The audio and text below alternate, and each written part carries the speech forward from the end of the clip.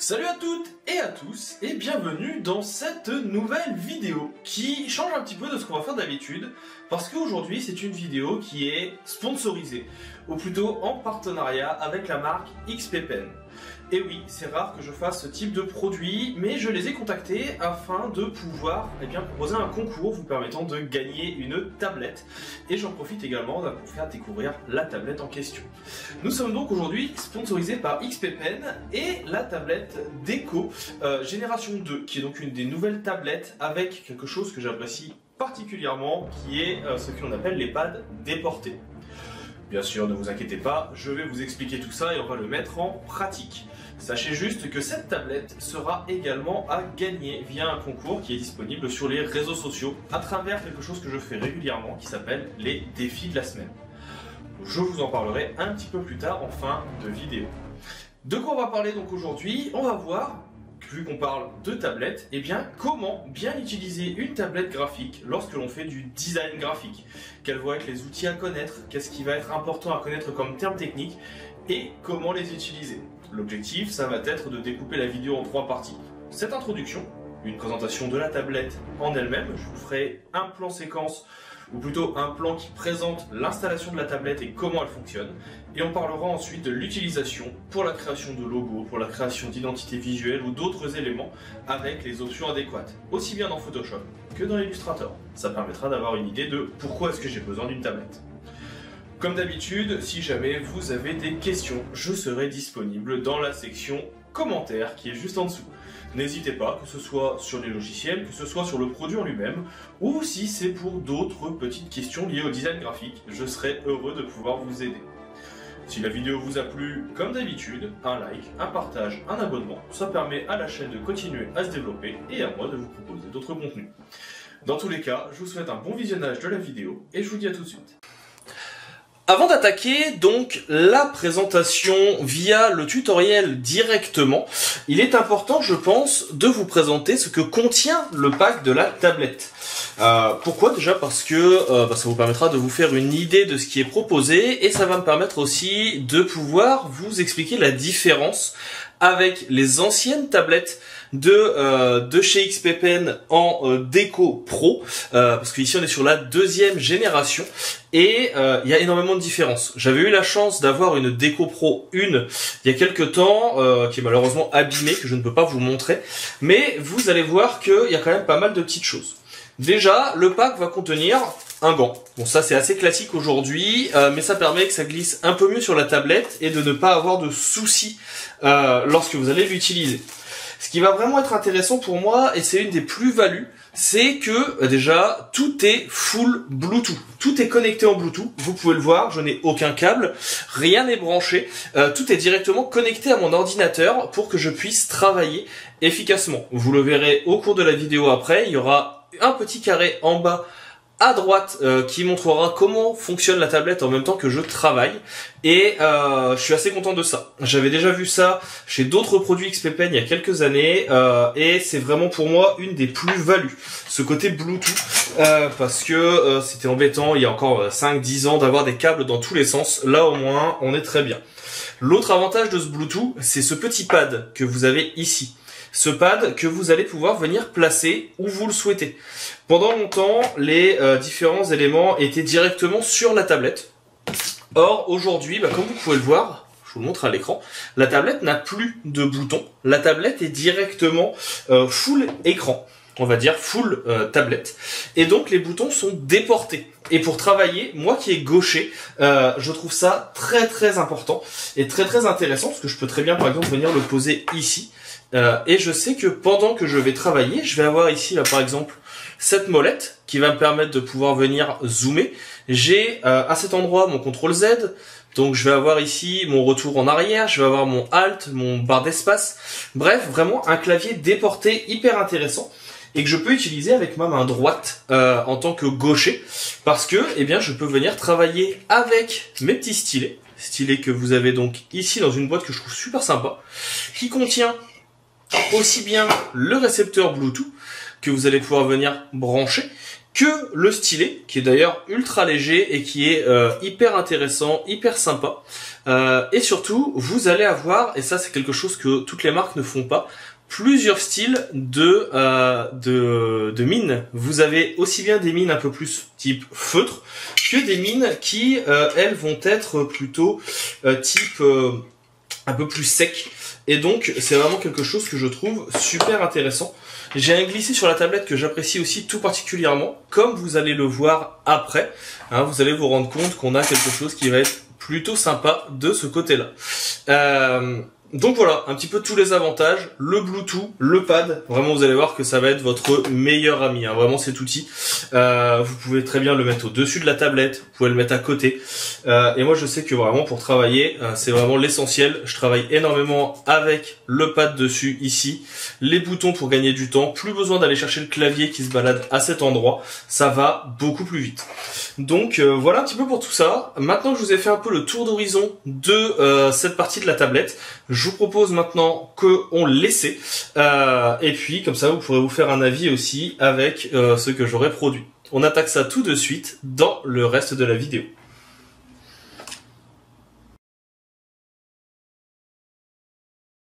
Maintenant que nous avons vu un petit peu l'envers du décor sur cette petite tablette que vous avez en bas de l'écran, on va voir comment l'utiliser dans Photoshop, mais aussi dans Illustrator. Parce que oui, il y a des petites spécificités et c'est toujours intéressant de pouvoir les comprendre.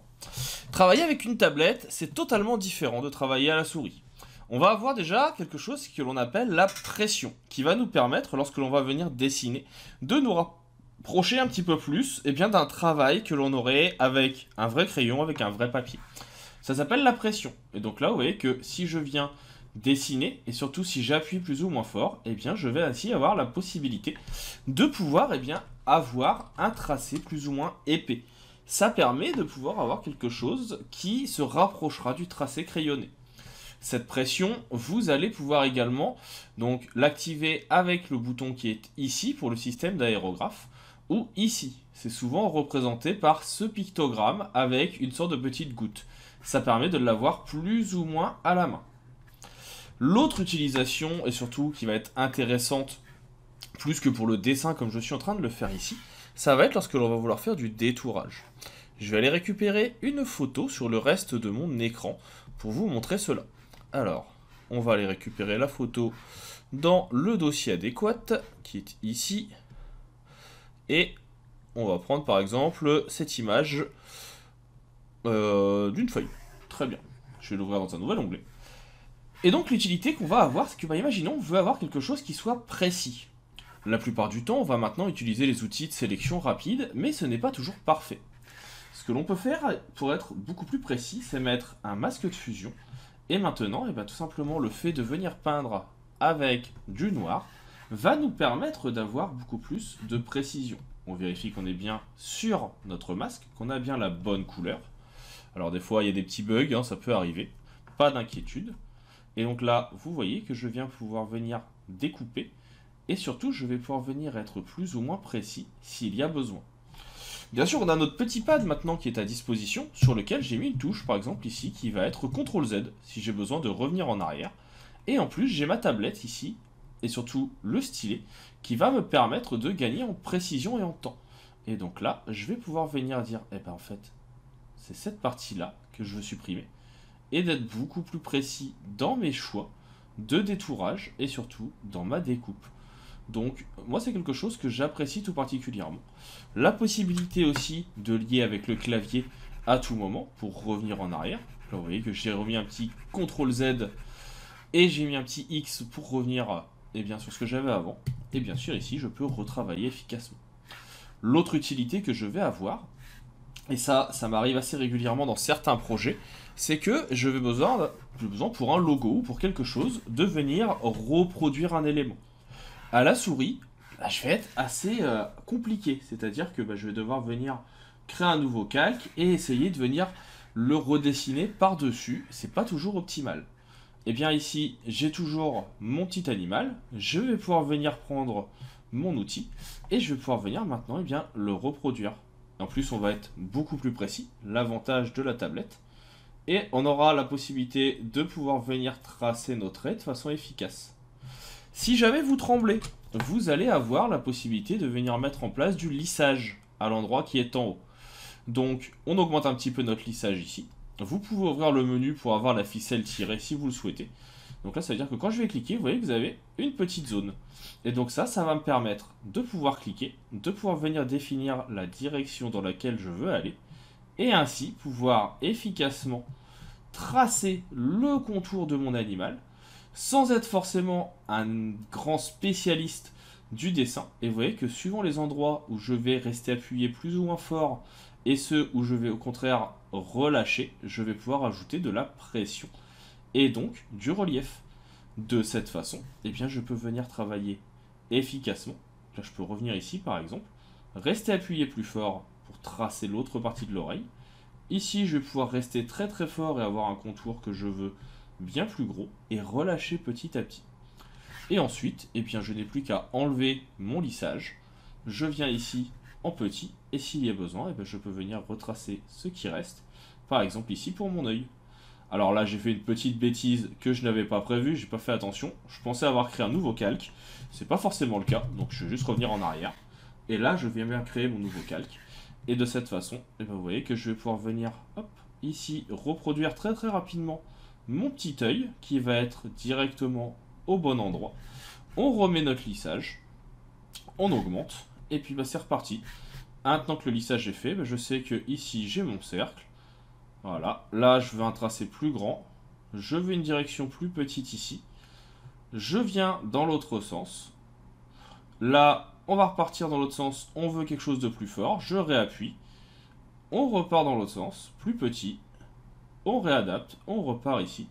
Et là, je veux que mon trait vienne s'agrandir au fur et à mesure pour finaliser un trait plus petit. On vient tout simplement tracer nos éléments.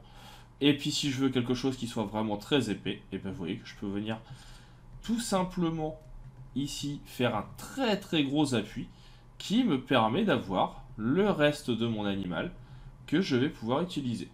Et bien sûr ici je peux venir finaliser pour le mettre sur le devant. Et donc comme ça, eh bien, j'ai mon croquis qui est réalisé, que je peux utiliser et sur lequel je pourrais retravailler. Et vous avez vu que tout se fait directement à la tablette ici. Tout cela fonctionne également sur Illustrator. Alors il faut savoir que la pression, vous pouvez la gérer également avec les outils de pinceau du logiciel. C'est-à-dire que de base, bah, vous allez pouvoir avoir ici quelque chose qui soit toujours identique. Mais si jamais vous venez ouvrir le panneau de pinceau, donc là je vais prendre outils forme de tâche, si vous venez double-cliquer dessus, donc là il y a toujours un petit peu de mal, et bien pareil, vous allez pouvoir venir définir ici différentes choses, et surtout vous allez pouvoir venir définir la taille, l'arrondi qui va être en mode aléatoire ou fixe, et bien sûr l'arrondi qui va lui aussi être à la pression. Et donc maintenant, alors j'ai mal fini de paramétrer, ça m'apprendra. Vous pouvez venir demander à ce que la variation soit plus ou moins importante. Donc là vous voyez qu'on a les différents types de points. Et donc si maintenant je valide et que je clique, et bien de la même façon, même sur Illustrator, je vais pouvoir avoir ce principe de lien. Et l'avantage c'est que sur Illustrator, le lissage il est d'origine. Donc si par exemple je viens reprendre une autre photo, donc là je vais aller chercher par exemple une photo d'un bébé, d'un chevreau, je peux venir zoomer et dézoomer directement ici avec mon petit pad. Je viens déplacer mon animal de côté. Je viens bloquer le tout avec le petit cadenas. On se crée un nouveau calque. On prend notre outil forme de pinceau. S'il y a besoin, en plus j'ai pas besoin d'aller sur mon clavier, hein. J'ai directement mon pad ici avec la barre d'espace, de quoi zoomer, dézoomer, mon petit CTRL Z, mon contrôle, j'ai tout ce qu'il faut. Et donc, eh bien, j'ai plus qu'à venir ici maintenant peindre mon élément, lui dire hop là, attention, ici c'est là, il faut que à certains endroits ça soit un peu plus épais qu'à d'autres. Et donc ça se crée automatiquement. À vous de paramétrer tout ça. Vous avez juste à double-cliquer sur l'outil. Vous avez juste à venir modifier la variation des points. Vous avez juste à venir augmenter également les effets d'arrondi pour avoir quelque chose de plus ou moins précis. Et bien sûr la taille de votre pinceau qui peut être modifiée ici pour avoir une variation plus ou moins grande. Donc là je peux très bien relâcher, réappuyer pour avoir un plus gros trait, relâcher pour avoir quelque chose d'un peu plus fin. Donc là, vous voyez que même si je tremble un petit peu, eh ben, c'est pas trop grave, tout simplement parce que eh bien, le logiciel va réadapter le tracé par la suite. Et ainsi, on aura quelque chose qui soit adapté. Donc ça, on a tendance à le négliger habituellement quand on travaille sur le logiciel, mais ça marche plutôt bien. Et si surtout vous avez besoin de venir faire un logo, c'est quelque chose que personnellement, on fait souvent sur Illustrator. Imaginons que vous avez besoin de venir faire un logo avec la forme du visage, donc là j'ai fait un peu plus petit. Et ben je sais que je dois juste avoir ici cette forme là. J'essaye de rester sur la forme d'origine, j'ai un petit peu la tremblote, mais ça va se remettre en place. J'ai qu'à revenir sélectionner mes éléments par la suite pour les replacer, et comme ça on sera plutôt pas mal. Si vous préférez avoir des effets de contour, ça marche aussi. Vous prenez le pinceau, et ici, eh bien, ce pinceau, vous avez juste à venir repeindre sur ce que vous voulez mettre en place, et vous avez aussi des effets de pression. Alors là, il a utilisé un pinceau directement existant. Moi, je suis plutôt adepte des formes classiques.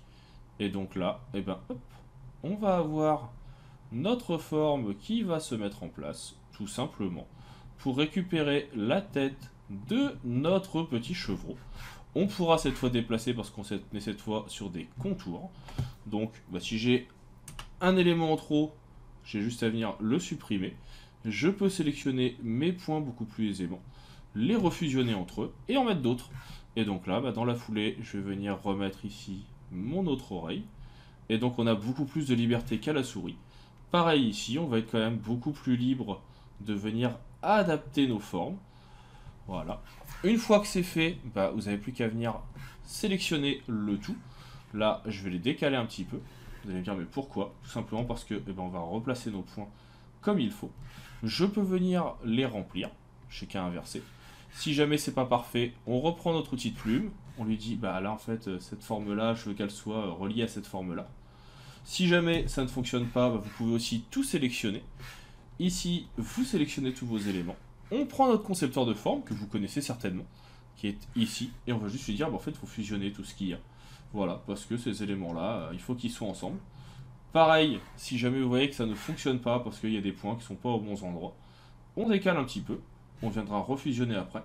Cet élément-là et celui-ci, il faut qu'il repasse sur l'élément. Donc là, on est bon. Je sélectionne tout. Un petit coup de Pathfinder, je dis que je veux tout fusionner et que je veux tout en fond. Et donc là, j'ai ma forme qui va se mettre en place. Ensuite, vous pouvez l'utiliser pour faire un motif, vous pouvez l'utiliser pour faire ce que vous voulez, et vous voyez que ça marche plutôt bien. Donc vraiment, très très utile la tablette, que ce soit sur Illustrator et sur Photoshop. Je vous invite vraiment à l'essayer. Dernière petite chose qui peut être intéressante lorsque l'on est sur Photoshop, c'est le travail ici avec les outils de symétrie, qu'on appelle également, pour ma part, les mandalas. Et donc là, vous pouvez choisir un nombre de segments, 3, 4, 5. Et en venant travailler avec votre pinceau, vous aurez beaucoup plus de fluidité. On va venir ici baisser un petit peu le lissage. Et on va pouvoir venir travailler efficacement pour venir créer des motifs. On va pouvoir venir créer des motifs depuis le centre, mais aussi depuis les extérieurs, pour avoir quelque chose qui soit adapté. On pourra à tout moment venir changer la couleur, pour avoir quelque chose qui soit finalisé s'il y a besoin. Et donc là, vous voyez que ça marche plutôt bien. S'il faut, on peut revenir plusieurs fois. Vous pouvez changer votre taille de pinceau. Vous avez juste à venir tout simplement appuyer un petit peu moins fort. Donc là, forcément, j'appuie pas assez fort. Voilà, s'il veut bien. Je pense qu'il n'a pas aimé la couleur. Donc, je refais un petit test. Ouais, c'est juste moi qui n'ai pas appuyé assez fort. Ça va vouloir être trop léger. Et donc là, je peux très bien avoir la deuxième partie. On peut se faire une petite boucle qui repart dans l'autre sens. Si je me suis raté, encore une fois, j'ai mon pad qui est là. Il me permet de venir retravailler. Donc on a dit ici, hop, on vient faire une petite boucle. Et vous voyez que là, en jouant sur l'épaisseur, on peut avoir des formes qui se créent. C'est aussi avec ce type d'éléments que vous allez pouvoir créer de la lettrine. Alors, je ne suis pas un grand utilisateur de la lettre. Je vais juste venir ici enlever la symétrie. Mais si par exemple vous souhaitez remplir d'une couleur et que vous souhaitez venir travailler de la lettre, allez, on se remplit. Voilà. Des petits bugs de temps en temps malgré tout, c'est de ma faute, c'est le logiciel qui n'est pas à jour. On va pouvoir venir ici travailler de la lettre, Et donc, si je sais que je vais avoir un magnifique L majuscule avec des pleins et des déliés, eh bien, vous avez aussi la possibilité de le faire. Donc là, à tout moment, vous revenez en arrière s'il y a besoin. Vous voulez avoir, je sais pas, quelque chose avec des pleins qui vont être très importants, quelque chose qui va partir très légèrement pour grossir sur certains pleins, puis rétrécir ensuite pour regrossir, ce qu'on appelle donc les pleins et les déliés. Et bien vous voyez que ça marche très très bien. Donc voilà un petit peu pour les spécificités de la tablette. Ces petits exercices que je viens de vous montrer permettent en plus de les prendre en main. C'est toujours intéressant. Moi vraiment c'est un outil que j'affectionne particulièrement. Je l'utilise pas toujours parce que j'en ai pas forcément toujours le besoin. Mais c'est toujours un outil qui est plutôt sympa quand on doit créer du logotype, quand on doit créer de l'illustration, quand on doit repasser sur un logo qui existe déjà. Donc autant en profiter. Voilà un petit peu pour ça, je vais vous laisser avec une petite outro. N'oubliez pas qu'il y aura bientôt un concours sur la chaîne qui permet de gagner cette tablette, on en reparle à la fin. Et puis, moi je vous dis maintenant à bientôt pour d'autres astuces et d'autres tutoriels sur le logiciel. Et oui, par rapport à d'habitude, petit outro que l'on n'a pas habituellement sur la chaîne. Donc juste pour vous rappeler que la tablette que je vous ai présentée en intro, qui est donc ici, qui est la déco deuxième génération de XP Pen, est également à gagner. Vous pouvez la retrouver sur nos réseaux. Pour cela, il vous suffit de venir participer à un concours dont vous avez également le lien dans la description. Proposer un projet, on a fait une petite thématique avec un petit Google Form à remplir et vous avez 3 semaines pour participer et le gagnant sera ensuite tiré au sort. Vous pouvez retrouver la vidéo sur Instagram, sur LinkedIn, sur TikTok, mais également je vais la mettre sur YouTube pour que vous puissiez en être informé. J'espère que ce petit concours, cette petite tablette vous plaira. Ça change un petit peu de ce qu'on fait d'habitude, c'est nouveau pour moi, mais je trouve que c'est une idée intéressante. N'hésitez pas à me faire des retours si vous voulez plus de partenariats dans ce genre, que je contacte les personnes, ou alors vous trouvez qu'au contraire ça n'a rien à faire sur la chaîne, même si pour ma part je pense que c'est plutôt intéressant de vous faire gagner des choses. Et puis écoutez, je vous dis à bientôt pour d'autres vidéos et d'autres astuces sur les logiciels de design.